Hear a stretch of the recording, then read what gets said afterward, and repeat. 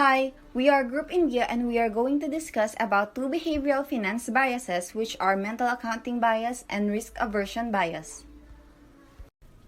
Mental accounting is the bias that refers to the different values people place on their money based on a subjective criteria. This bias often leads people to make irrational investment decisions and behave in a financially counterproductive or detrimental ways, such as funding low-interest savings account while carrying large credit card balances.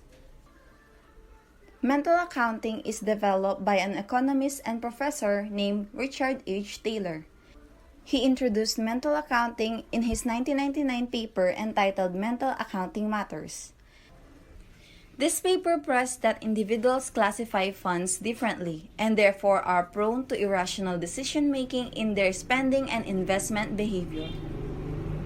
Underlying the theory is the concept of fungibility of money. To say money is fungible means that, regardless of its origins or intended use, all money is the same. To avoid mental accounting bias, individuals should treat money as perfectly fungible when they allocate among different accounts. So, for example, John rented a car from Car Rentals Limited. The rented car got a little dent when John was driving it, and the company charged him $600 for that dent. John applied to his third-party insurer for claiming back $600. John thought that upon receiving the claim, he will contribute this amount for a charitable cause, and if he doesn't get it back, he will not be able to do so at all.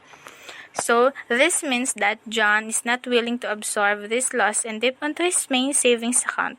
As per mental accounting theory, he must treat all the amount of money as fungible. However, in reality, it is very difficult to differentiate savings and unexpected gain or losses. Moving on to the next bias.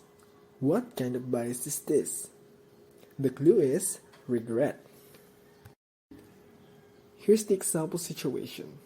Buying a bad car, then spending more money on repairs than the original cost of the car, rather than admit that the mistake was made and that you should have just bought a different car.